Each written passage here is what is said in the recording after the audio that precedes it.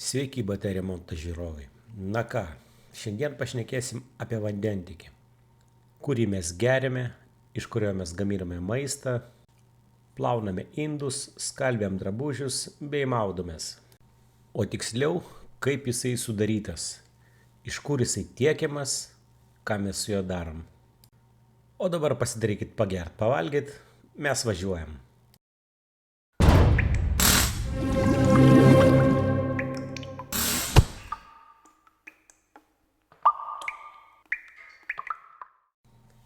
Ir pradėkime nuo pačių pradžių, nuo vandens, iš kur mes jį gauname. O gauti mes galime keliais būdais, iš žemės gelmių arba iš kokių dirbtinių vandens telkinių, gal upių, o gal ir net ežerų. Mums kaip Lietuvos gyventojams labai pasisekė, kadangi didžiąją vandens dalį mes paimame iš gręžinių. O jūs įsivaizduojat, Vilniaus vandenys tiekia mums net iš 33 vandenviečių, kurios sudaro 287 gręžiniai, o gręžinių gylis prasideda nuo 32 iki 245 metrų. Turime džiaugtis, kad turim tiek daug vandens išteklių. Na ir parodysiu vizualiai, kaip vanduo atiteka iki jūsų namų, iki jūsų virtuvių, iki jūsų vonių.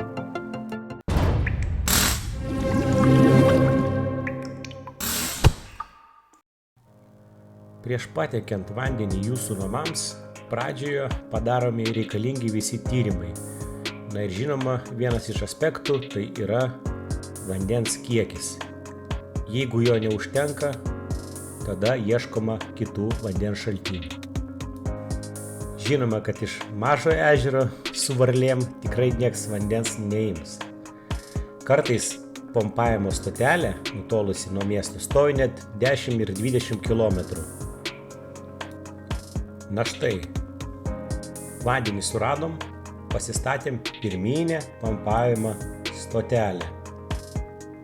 Na štai matom, stotelė pas mus stovi, kurioje stovi pirminio pakėlimo siurbliai. Jų vienintelė funkcija toliau nukreipti vandenį link miesto, kur yra valymo įrenginiai. Jūs turit paklausti, o koks jos tikslas, ką jinai daro? O aš jums atsakysiu, jos pagrindinis tikslas tai yra patikrinti visą vandenį, ant kiek jisai yra geriamas, jį visą prafiltruoti, išvalyti. Tokiems įrenginiams yra labai didžiuliai reikalavimai ir kontrolė ten pastovi. Tam, kad vanduo būtų skaidrus ir šviesus, kaip pas mus čiaupose, reikia pašalinti visas nereikalingas priemaišas. Taip pat neužmirškime ir apie bakterijas, jas taipogi čionais visas išnaikina. Taipogi vandenį suminkština, sumažina kalcio ir magnio kiekį vandenį. Na ir jeigu reikia, sumažina druskos kiekį vandenį. Po valymo įrenginių mūsų švarus vanduo tiekiamas jau toliau link rezervuarų. Kas tai yra? Tai yra didžiuliai dengti vandens rezervuarai. Sakysite, kam jie reikalingi? Ogi tam, kad jeigu būtų didžiulis vandens paėmimas, o galbūt net ir gaisras, o gal šiaip kažkoks nenumatytas atvejis, tai taip mes turėsime, nenutraukime vandens šaltinį. Taip čiaupose nepajausime vandens svyravimų. Pavyzdžiui, naktį mes miegame, štai rezervuarai pildosi, iš ryto prabunda, žmonės pradeda gaminti savo pusryčius, iš tų rezervuarų mes papildome savo geriamą vandenį. Ir taip ciklas kartojasi. Dieną mes darbe, rezervuarai pasipildo, grįžtam iš darbo, jau mes turime vandenį. Ir čia vienintelė jų paskirtis. Dėka jų mes turime pastoviai vandenį. Sekantis žingsnis, vanduo keliauja į pompavimo stotelę. Ir jos tikslas jau vandenį paduoti link miesto, mums vartotojams. Nuo toliau vandenukas keliauja po žeme. Dažnai mes važiuojant keliais pravažiuojam pro metalinius dangčius. Tai žinokit, apačioj teka mūsų geriamas vanduo. Ir taip jisai ir išdėstytas per visą miestą. Būtinai jisai yra užžiedintas tokia gyvatėlė. Sakysite, o kamgi to reikia? Ogi avarijos metu, kad mes nebliktume be vandens, uždaroma yra viena magistralės pusė, o mes galim maitinimą gauti iš kitos pusės. Taip vanduo nenutrūkstamai teka į mūsų namus. Na štai ir jums vizualiai pavyzdys. Matot 3 sklendės, kurios galima uždaryti vieną ar kitą magistralės pusę. Na, dabar persikeliam arčiau vartotojų. Na štai jau, darosi jau vis įdomiau ir įdomiau. Na ką, turime pastatą, bet mums dar reikėtų prie jo ir vandens gesinimo hidrantą. Taip, čia gaisrininkai pajungė savo gesinimo įrangą.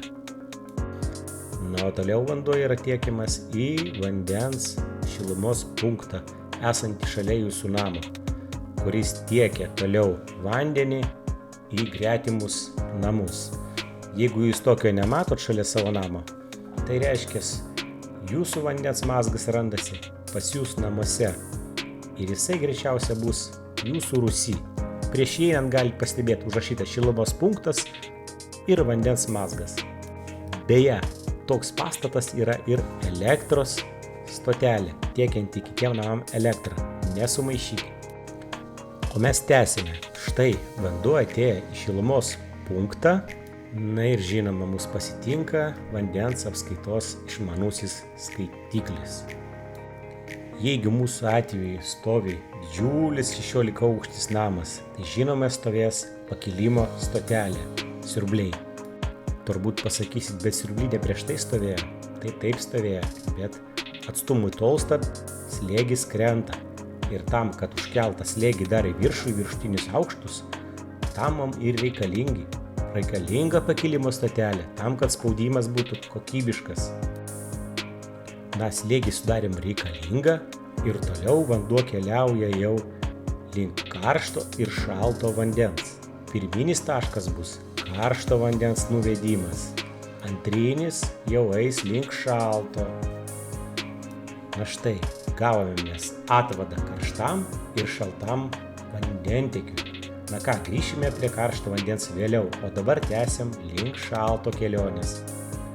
Na štai slėgis sukeltas puiku, toliau vanduo eina į pastato rūsį, į vandens mazgą, kur randasi namo įvadinis skaitiklis. Na, toliau vanduo eina per rūsio patalpas horizontaliai ir vertikaliai per jūsų techninės spintas, paduodamas per stovus tiesiai jums į butus.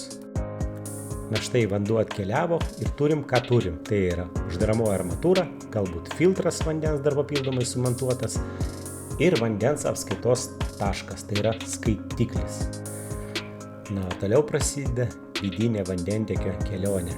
Mes matom vienvamzdę vandentiekio sistemą, per kurią tiekiamas vanduo kiekvienas savam prietaisui. O kokius prietaisus mes turim? Skalbimo mašiną, virtuvės kriauklę, vonia, vonios kriauklė, na žinome tualetas, kaipgi be jo. Beje, skalbimo mašinai bei tualetui užtenka tik tais šalto vandens, nepamirškite, karšto jam nereikia. Na štai, šalto vandens tikslas jau pasiektas. Beje, yra 2 sistemas vandentiekio, tai yra vienvamzdė, ką mes matom. Tiesiog prie vieno vamzdžio prijungiama yra visi kiti prietaisai. Beje, visi mūsų Lietuvos blokiniai namai sumontuoti būtent tokios sistemos. Na ką, peršoksim prie kolektorinės sistemos. Šalto vandens kolektorius susideda iš pagrindinės dalies, tokios kaip korpusas, jungčių, išėjimų. Iš ten virsta vanduo. Taip pat gali turėti ir papildomų priedų, tokių kaip manometras, vožtuvai, filtrą galima sumontuoti. Kolektorius paprastai turi tam tikrą išėjimų skaičių. Žiedai mes juos vadinam.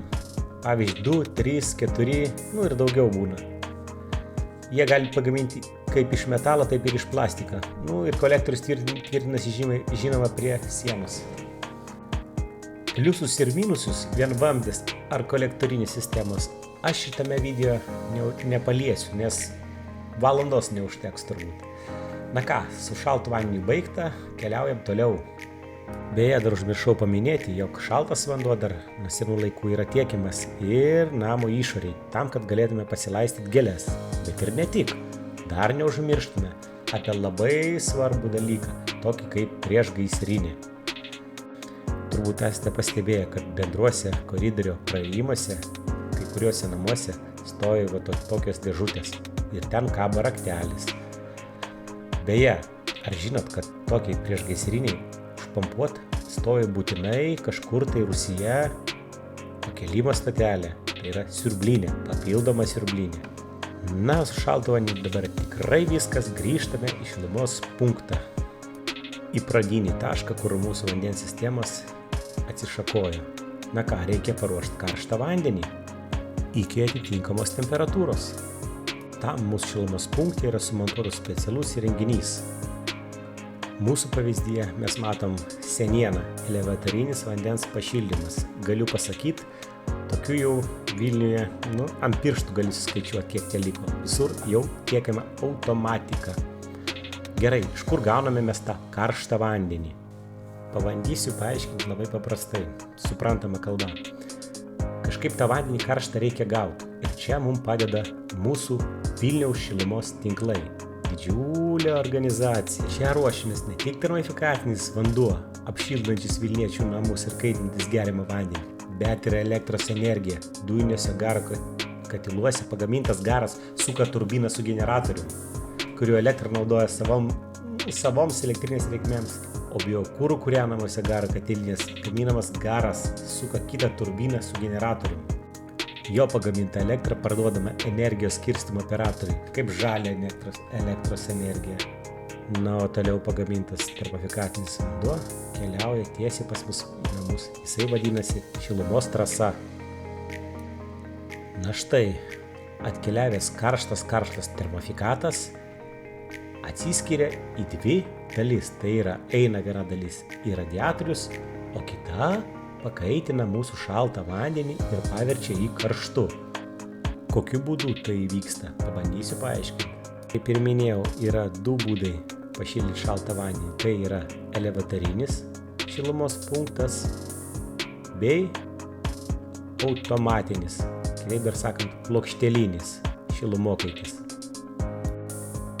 Paimsime pavyzdį mūsų schemą, elevatorinį mazgą. Pasižiūrim, kas darosi viduje.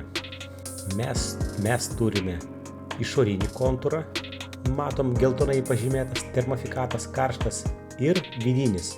Maži vamzdeliai, tokie mėlyni, su šaltu vandeniu, kurį pagrinde mums reikia prikaitinti. Tai yra mūsų karštas vanduo tiekiamas iš šilumos tinklų, pakaitina šaltą vandenį, kuris cirkuliuoja viduje, elementaru. Ir čia mes turime dvipakopę sistemą. Matot, pradžioje jisai prikaitina karštą vandenį, o sekantį pakopą jau dakaitina iki reikiamos temperatūros.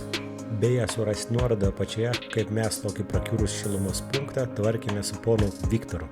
Keliaujam toliau. Na, o čia tas pats kaip ir su šaltu vandeniu. Per rūsį, per techninės spintas į viršų, tiesiai pas jūs į butą.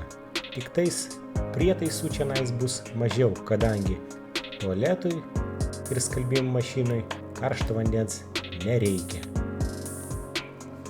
Na, viskas tas pats, kaip ir su šaltu vandeniu.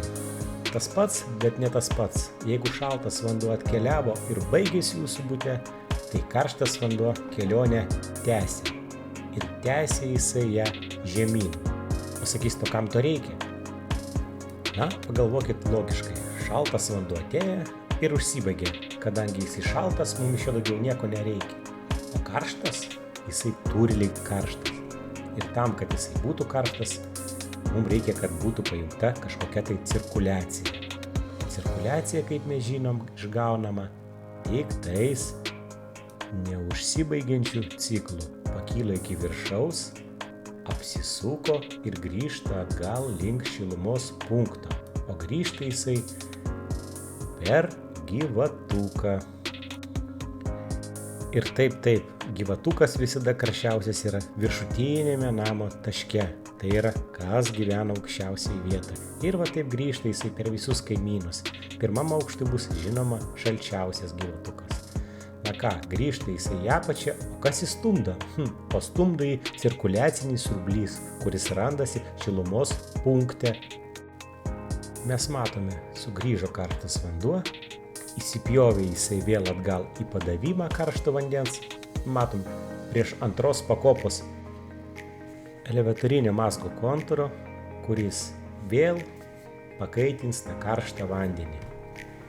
Žinoma, techniniai sprendimai yra žymiai sudėtingesni, negu aš jums pasakoju. Daugybė būdų, schemų, techninių sprendimų. Na, mano užduotis buvo pateikti jums pagrindinius principus, kas ir kaip dirba. Tikiuosi, jums tiko ir patiko. Surinkus daugybę laikų, padarysiu antrą dalį, kur dingsta fekalijos. Ačiū visiems už peržiūras ir iki.